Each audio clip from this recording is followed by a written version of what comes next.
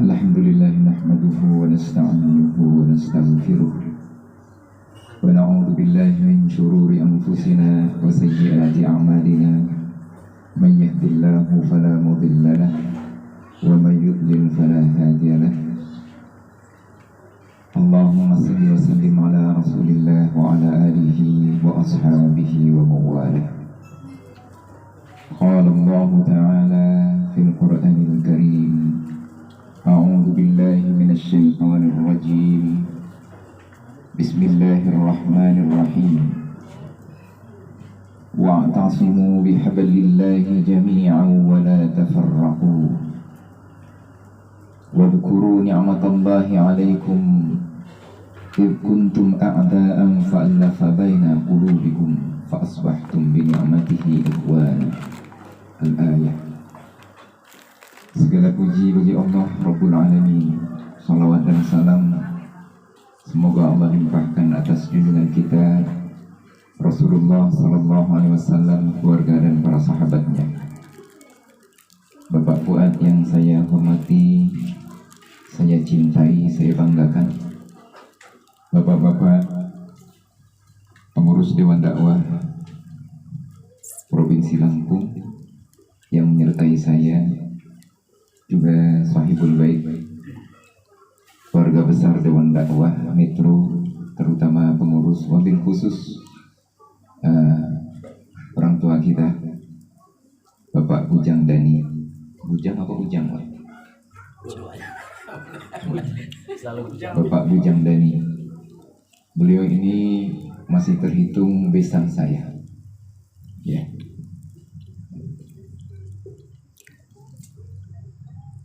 Kita jarang punya forum semacam ini, bertemu pengurus provinsi dengan kabupaten atau kota. Mudah-mudahan ini merupakan bahagian silaturahim yang bisa mempererat hati kita, merekat ukhuwah kita, dan dengan itu janji-janji dari Rasul Sallallahu Alaihi Wasallam bisa kita raih. Paling tidak panjang umur, luas rezeki. Nah, kalau luas rezeki banyak yang bisa diperbuat, apalagi oleh aktivis dakwah. Ya, kalau Pak Bujang tiba-tiba dapat rezeki 10 miliar umpamanya, entah dari mana, Allah Maha Kuasa. Banyak yang bisa diperbuat untuk Dewan Dakwah. Ya, jangankan memberdayakan aset, tapi beli aset juga bisa.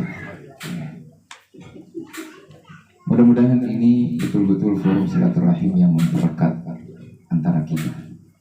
Salah satu di antara keunggulan para sahabat bukan saja kekuatan akidah mereka, semangat juang dan iman mereka yang tangguh, tapi juga kerjasama mereka yang menggambarkan di antara mereka kuat persatuan, sehingga Rasul Sallallahu Alaihi Wasallam membayangkan taral mu'minina fi tarahimihim wa tawaddihim wa ta'atufihim kamathalil jasadil wahid. Kau saksikan kaum muslimin dalam kasih sayang mereka, tegang rasa dan kepedulian antar mereka bagaikan satu tubuh. Idza ishtaka 'udwun tada'a lahu bis-sahri wal humma. Sebahagian sakit, yang lain demam. Itu kekuatan ukhuwah yang akhirnya membuat mereka menjadi kekuatan yang tidak terkalahkan, ya, menggentarkan musuh walaupun asalnya jumlah mereka dianggap kecil, dianggap remeh, tapi pertempuran demi pertempuran yang asalnya hanya mempertahankan diri akhirnya menjadi, ya, sesuatu yang membuat orang melirik Islam dan memperhatikan Islam. Nah, hadirin yang berbahagia, saya kalau kepanjangan jadi ceramah nanti. Saya bukan niat ceramah sebenarnya. Saya kesini niat silaturahim. Dan yang terpenting agendanya adalah mendiskusikan dakwah. Kalau bisa lahir sesuatu atau ide-ide yang bermanfaat untuk umat, khususnya Dewan Dakwah. Nah, tapi saya ingat ada hadis bahwa seorang muslim itu idas tansahaka fa'ansahlah. Jika dimintai untuk memberikan nasihat, berikan nasihat. Nah, saya kira nasihat sudah Ya, mohon maaf ini lupa matikan ini. Ya, kita matikan dulu. Ya, nggak ada yang telepon.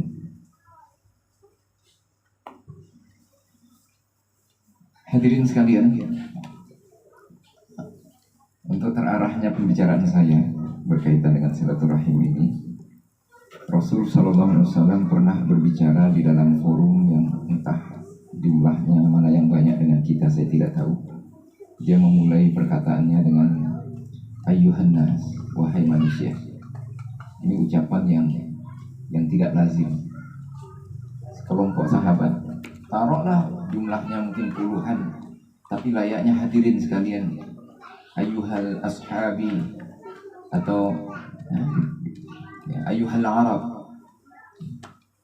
hei orang-orang Arab. Tidak, tapi Rasul menyebutkan ayyuhan nas, segelintir orang tapi disebut ayyuhan nas. Salah seorang di antara yang hadir ketika itu adalah Abdullah bin Salam. Karena hadis ini diriwayatkan oleh sahabat, ya sanad akhirnya adalah sahabat Abdullah bin Salam. Diriwayatkan oleh Imam At-Tirmidzi.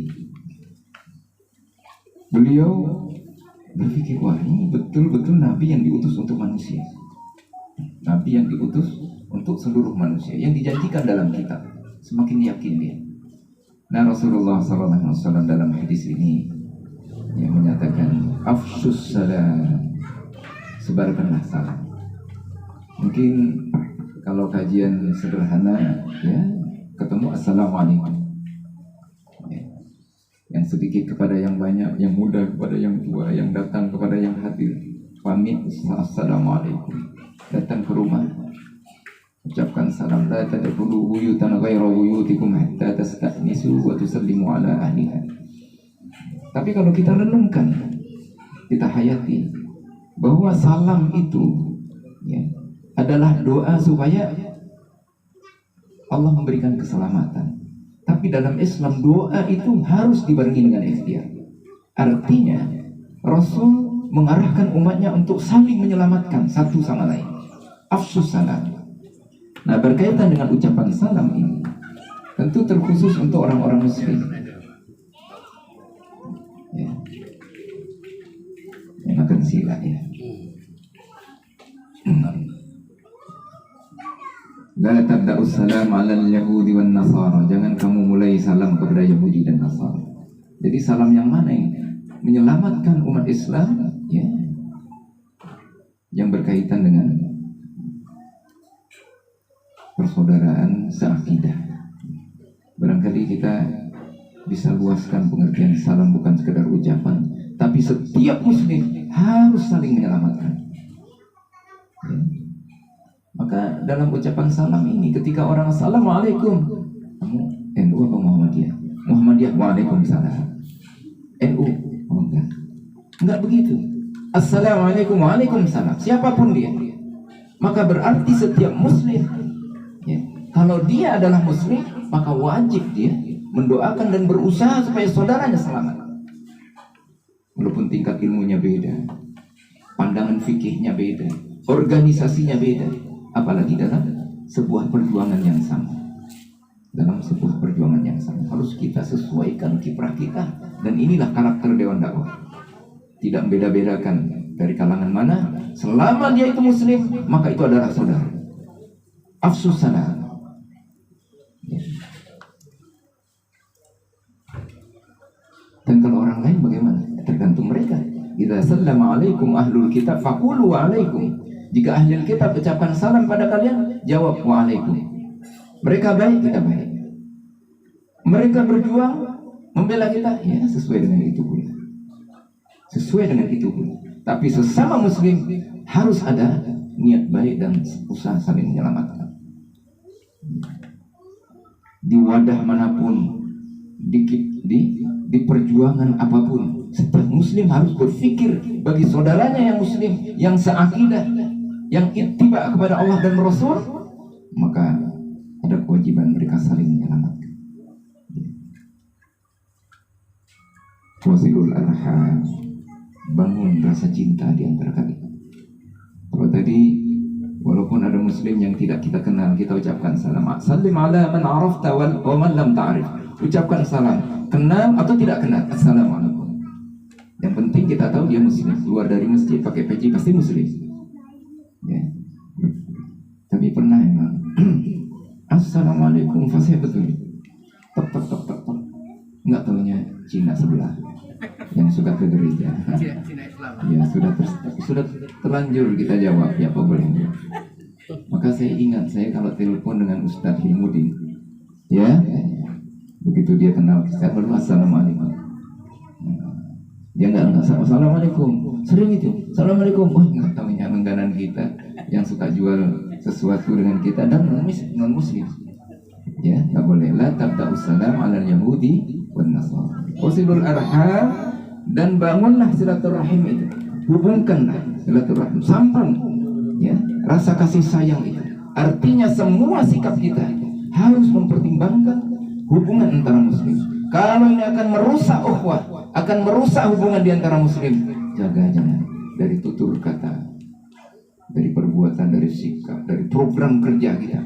Waduh, ini orang sana marah. Oh muslim juga, kita cari yang tidak merusak ukhuwah.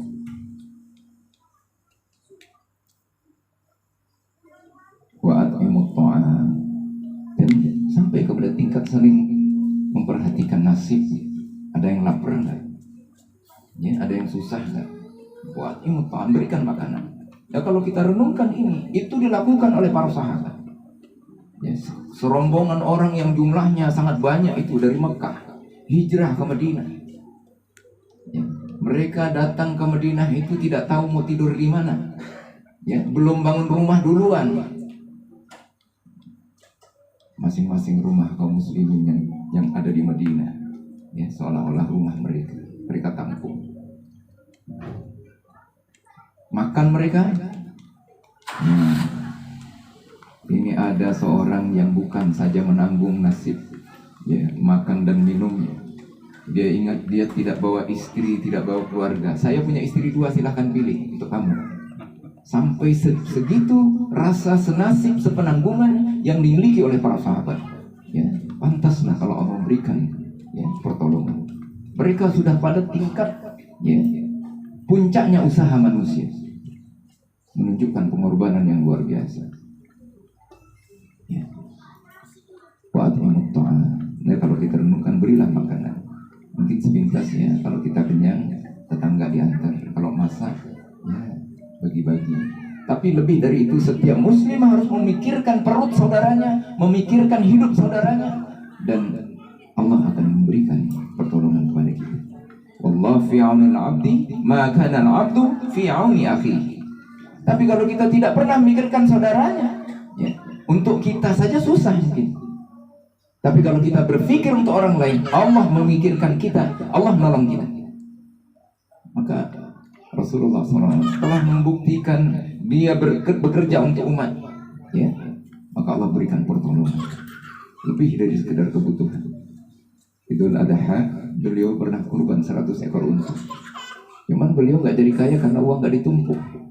Kalaulah beliau minta gunung Uhud itu jadi emas, Allah akan kabulkan. Artinya dengan posisi dia bisa melakukan apa saja seperti seorang raja. Tapi beliau bukan raja, beliau utusan Allah yang menjadi contoh termasuk dalam kesederhanaan. Begitulah pemimpin.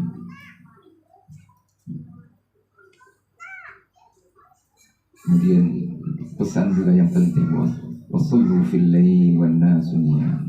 Jadilah yang istimewa. Ketika orang nyenyak tidur, bangun malam.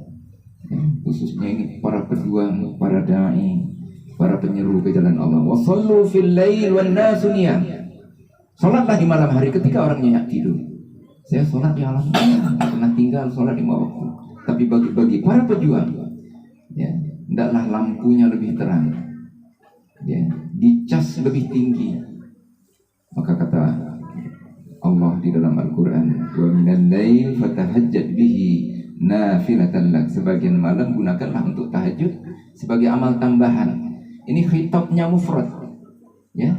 Yang start dari Al-Muhsin mesti tahu ini. Khitabnya mufrad. Para ahli tafsir biasanya Ini menyebutkan perintah untuk orang-orang khusus yang biasanya tidak banyak orang yang melakukan. Artinya bukan seperti sholat 5 waktu dan sebagainya.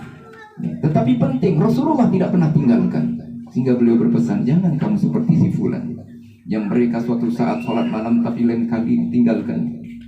Karena ini Allah janjikan kepada mereka maqamam mahmud. Maqamam mahmud. Mudah-mudahan Allah berikan kekuatan kita untuk itu. Ya, saya yakin ke depan dengan lahirnya pondok tahfiz, lahirnya para hufaz, mereka di pondok-pondok itu juga dilatih, digembleng, dibangunkan malam sholat, akan lahir generasi pejuang yang bukan sekedar sholat malam, tapi sholatnya panjang dan mohon kepada Allah dengan sungguh-sungguh. Akan lahir para pejuang yang nanti mengundang pertolongan Allah Subhanahu wa ta'ala.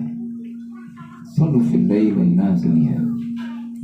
Kalau pesan-pesan itu dilaksanakan dengan baik, maka Rasulullah menyatakan seolah-olah itu akan cukup menjadi modal masuk ke surga dengan damai, dengan tidak punya persoalan. Tadkhulul jannata bisalam.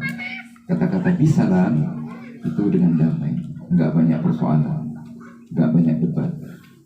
Afsus salam wasilul arham wa at'imut ta'am wa sallu fil lail wan nasu niyam tadkhulul jannata bisalam. Hadis ini diriwayatkan oleh Imam At-Tirmidzi dari Abdullah ibnu Salam. Mudah-mudahan jadi pencerahan untuk kita, khususnya saya, jadi pedoman kita sebagai aktivis dakwah, dan semoga Allah memberikan istiqomah kita untuk selalu ingat dengan pesan Rasulullah SAW ini. Tidak banyak yang saya sampaikan. Ini para mubaligh, para asatidz yang biasa khutbah, biasa ceramah. Jadi apa yang saya sampaikan ini sekedar memenuhi harapan supaya saya memberikan tausiah. Mudah-mudahan bermanfaat. Ya, kurang lebih saya mohon maaf. Assalamualaikum warahmatullahi wabarakatuh.